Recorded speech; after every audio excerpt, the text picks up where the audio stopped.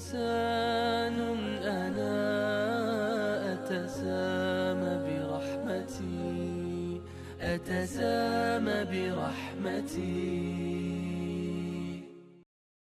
السلام علیکم ورحمۃ اللہ وبرکاتہ.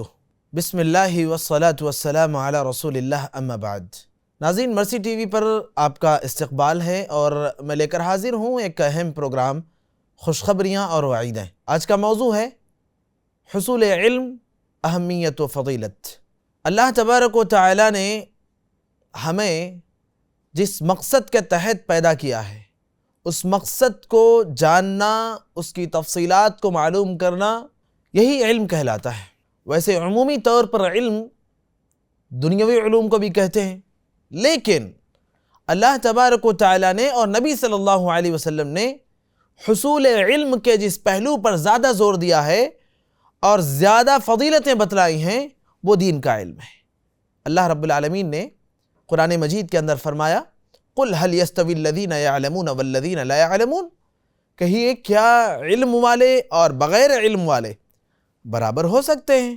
نہیں برابر ہو سکتے. اسی لیے اللہ تبارک و تعالیٰ نے ایک مقام پر کہا کہ انما یخشى اللہ من عباده العلماء، کہ اللہ تبارک و تعالیٰ سے سب سے زیادہ ڈرنے والے اور اللہ کا خوف اور خشیت رکھنے والے وہ علماء ہوتے ہیں، علم والے ہوتے ہیں. جنہیں اللہ تبارک و تعالیٰ علم سے نوازتا ہے وہ اس مقام پر فائز اور سرفراز ہوتے ہیں. اللہ تبارک و تعالیٰ اہل علم کو مقام اور مرتبے میں بلند کرتا ہے کیونکہ ان کے پاس اللہ تعالیٰ کی خشیت اور ڈر اور خوف زیادہ ہوتا ہے، اس لیے اللہ انہیں مقام اور مرتبے سے بھی بلند کرتا ہے.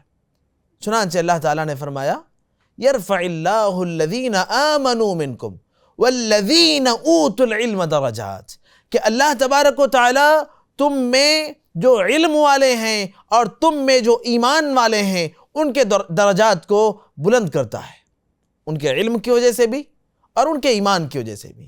اور یہاں خود ایک غور کرنے کی بات ہے کہ علم کے ساتھ جو ایمان کا اللہ تبارک تعالیٰ نے ذکر کیا ہے، دراصل یہاں پر واضح ہوتا ہے کہ یہ علم دین ہے، یہ علم اللہ اور اس کے رسول صلی اللہ علیہ وسلم کا تعارف ہے، یہ علم اللہ اور اس کے رسول صلی اللہ علیہ وسلم نے جو تعلیمات پیش کی ہیں ان چیزوں کا علم ہے، جو زندگی جینے کا طریقہ بتاتا ہے، جو جنت تک پہنچنے کا راستہ بتاتا ہے، جو زندگی گزارنے کے آداب بتاتا ہے، وہ علم ہے.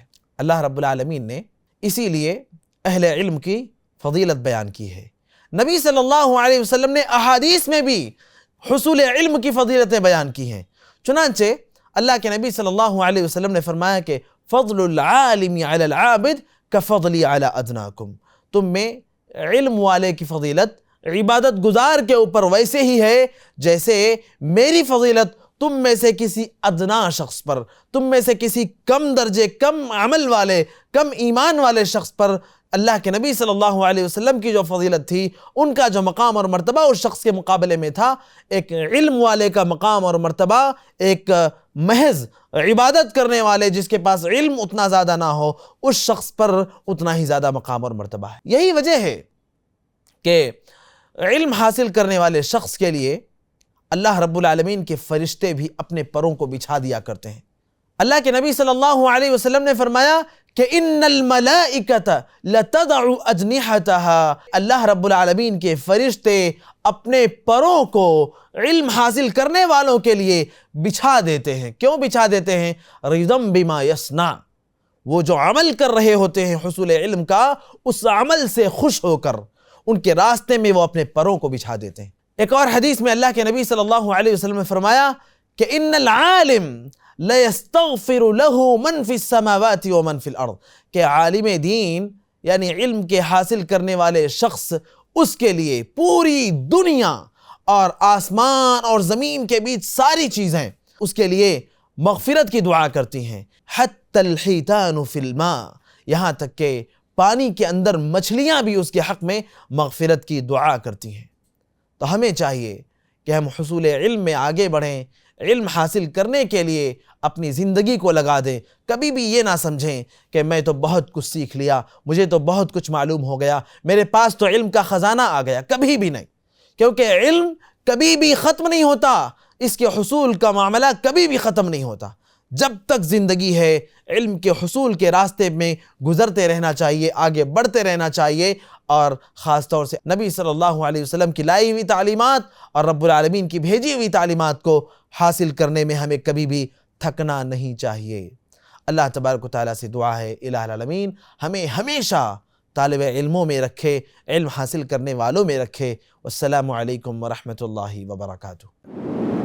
مرسی ٹی وی کے مزید ویڈیوز کے لیے ہمارے چینل کو سبسکرائب کریں اور بیل آئیکن کو کلک کرنا نہ بھولیں۔ جزاک اللہ خیر۔ مرسی ٹی وی، پیغام رحمت۔